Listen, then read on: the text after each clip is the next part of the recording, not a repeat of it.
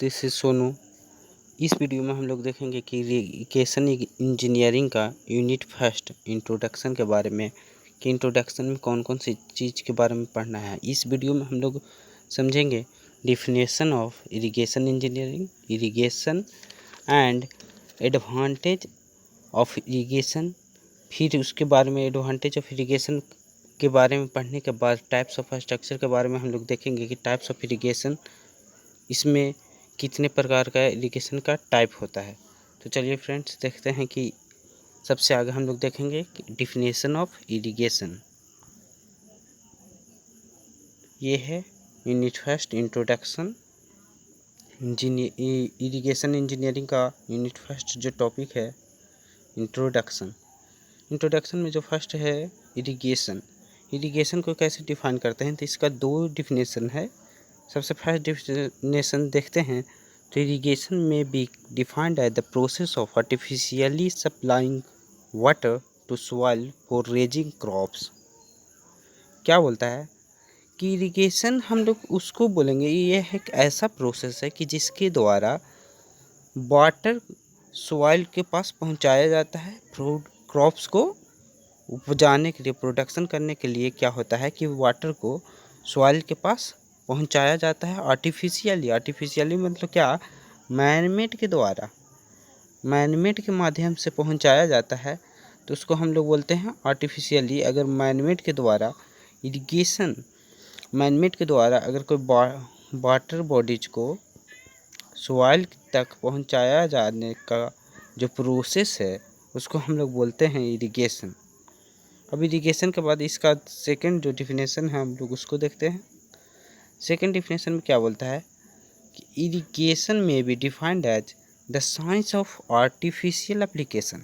Irrigation को हम लोग इस प्रकार डिफाइन कर सकते हैं कि यह है एक साइंस है आर्टिफिशियल एप्लीकेशन का। आर्टिफिशियल एप्लीकेशन मतलब सेम चीज़, manmade application of water to the land.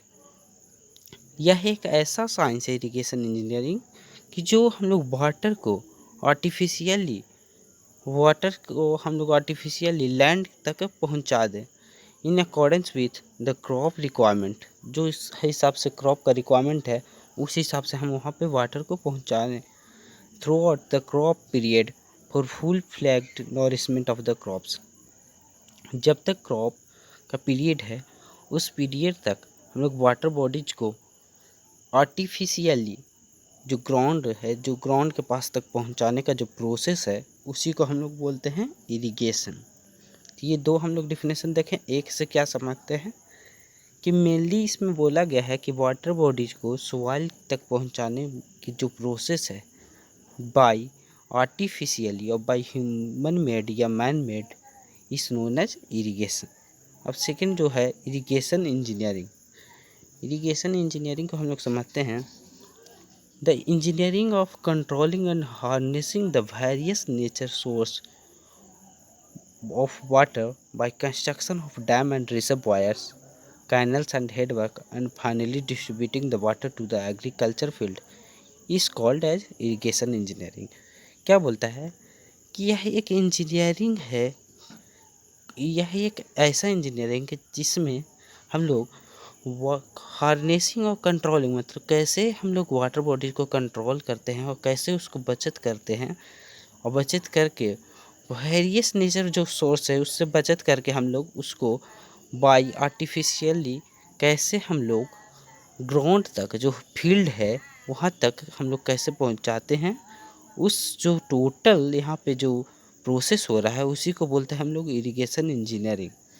इस प्रोसेस में डैम्स जो होता है, डैम्स है, रिजर्वायर्स है, कैनल्स है, हेडवर्क है, तो ये जो चार चीज़ है ये यहाँ पे सबसे मेन काम करता है। कि जैसे कोई डैम बना है, इसकी इधर जो वाटर जा रहा है वाटर बॉडीज है, तो वाटर बॉडीज यहाँ पे जाएगा, यहाँ पर वाटर बॉडीज जमा होगा, फिर जमा होके जब ज़्यादा वाटर हो जाएगा तो यहाँ से क्या होगा कि वाटर बॉडीज को धीरे धीरे नीचे की ओर छोड़ा जाएगा। तो इसके बाद में यहाँ से जो डिफरेंट जो फील्ड्स वगैरह होंगे वहाँ तक जाएंगे, डिफरेंट जो विलेजेज होंगे वहाँ तक चले जाएंगे, पानी जो चला जाएगा। तो इससे क्या होगा, जो हम लोग का ये फील्ड है तो इस फील्ड जो इरिगेशन इसमें हो जाएगा। तो ये जो पूरा जो प्रोसेस होता है, जो पूरा जो इंजीनियरिंग है, उसी को हम लोग क्या बोलते हैं, इरिगेशन इंजीनियरिंग।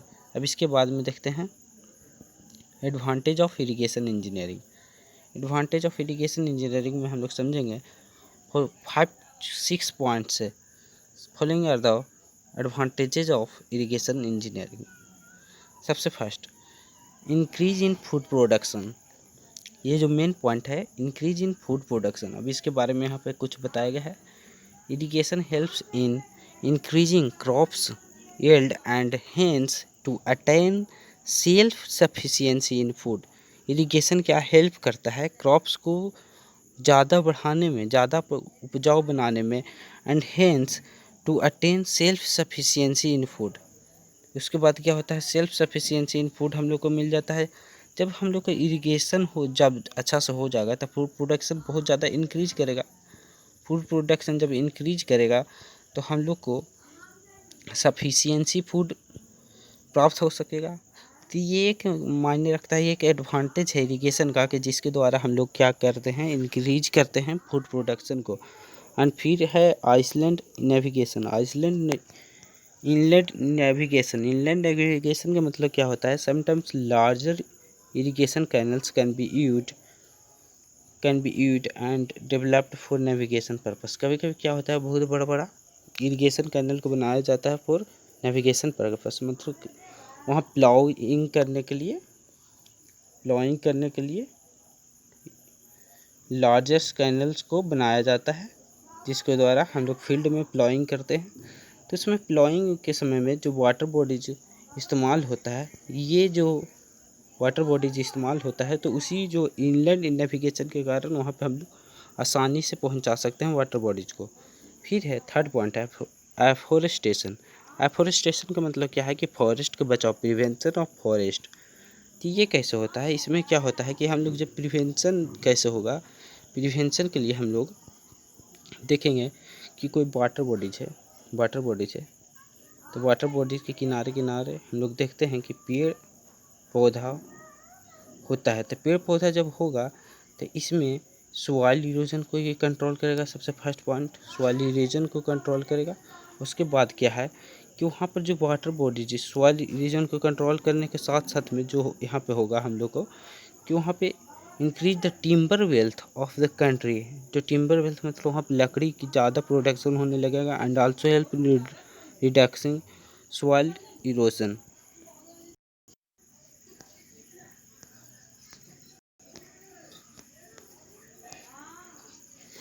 अब आगे हम लोग देखते हैं फैसिलिटीज कम्युनिकेशन। इसमें क्या होता है कि it is generally provided with embankment and inspection road. These paths helps villagers for walking, cycling etc। अब इसमें जो एम्बैंकमेंट बना हुआ होता है, जैसे एम्बैंकमेंट किसको बोलते हैं, जैसे ये रिवर साइड है, तो रिवर साइड के बगल में हम लोग सीमेंट या जो सीमेंट स्ट्रक्चर जो बनाया जाता है, जो पीसीसी किया जाता है, प्लेन सीमेंट कंक्रीट में पीसीसी, तो इसको हम लोग बगल में होता है, तो इसी पीसीसी को विलेजर्स का उपयोग कर सकते हैं, साइकिलिंग के लिए उपयोग कर सकते हैं, और क्या कि इस पे पाथ बन सकता है। तो ये एक विलेजर्स के लिए हेल्प होता है, फैसिलिटीज ऑफ कम्युनिकेशन जिसको हम लोग बोलेंगे। इसके बाद में देखते हैं कि जनरल प्रोस्पेरिटी क्या है। जनरल प्रोस्पेरिटी बोलने का मतलब क्या है कि revenue returns with well developed irrigation are sometimes quite high. जैसे ज़्यादा जब इरिगेशन अच्छा होगा तो जो रेवेन्यू होता है वो ज़्यादा आता है, and helps in all round development of the country and prosperity of the entire nation and community.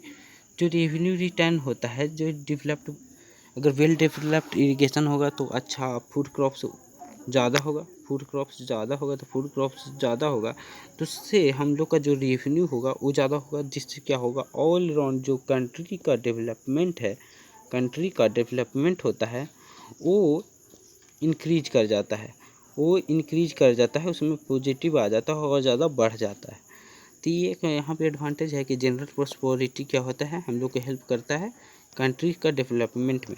फिर generation of hydro electric power. Cheaper power generation can be obtained from water development projects primarily designed main point यहाँ पे क्या है कि जो generation of hydro electric power, जैसे hydro electric power हम लोग कैसे कर सकते हैं कि अगर कोई कैनल जा रहा है, ठीक है, तो यहाँ पे कोई अगर डैम हो, ठीक है, फिर यहाँ से पानी का जो है यहाँ पर तो बहुत सारा वाटर बॉडीज का यहाँ लार्जर वॉल्यूम होगा, तो यहाँ पे काइनेटिक एनर्जी हो जाएगा।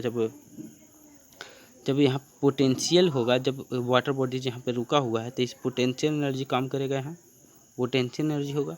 यहाँ पे थोड़ा सा अगर हम लोग गेट वगैरह लगा हुआ होता है डैम में, तो जब गेट वहाँ पे ओपन होता है तो वाटर बॉडीज का जो यहाँ वेलोसिटी होता है बहुत ही ज़्यादा इंक्रीज कर जाता है, पोटेंशियल से काइनेटिक में चेंज होता है तो बहुत ही ज़्यादा इंक्रीज करता है। अगर यहाँ हम लोग मोटर का उपयोग करेंगे तो यहाँ से हम लोग को 3 कनेक्शंस में इलेक्ट्रिसिटी मिलेगा।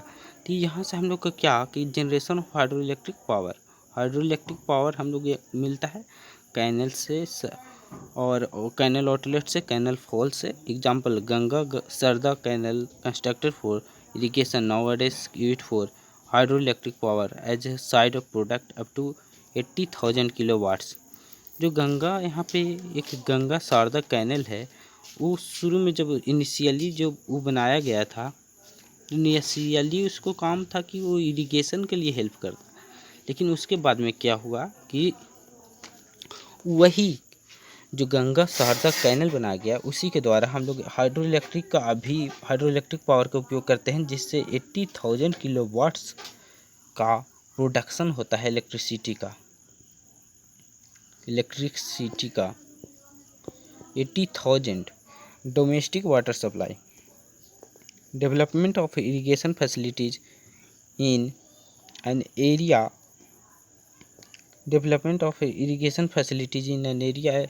helps in augmenting the water supply in nearby villages and towns where other sources of water are not available।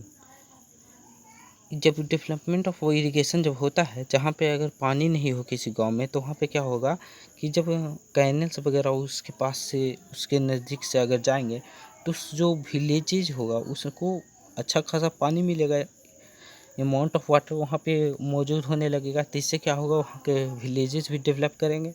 And और स्केर्सली अगर वहाँ पे अवेलेबल नहीं हो, तब it also helps in providing drinking water for animals and water for swimming and baths. जो वहाँ पे पानी जो होता है, वो पानी ड्रिंकिंग वाटर एनिमल्स के लिए पानी पीने के लिए उपयोग किया जाता है। फिर है कि वहाँ पे बाथिंग के लिए उपयोग कर सकता है उस पानी को, फिर स्विमिंग के लिए उपयोग कर सकते हैं। हम लोग यहाँ तक समझें कि एडवांटेज ऑफ इरिगेशन। इसके अगले वीडियो में हम लोग देखेंगे टाइप्स ऑफ इरिगेशन के बारे में। तो नाउ थैंक यू।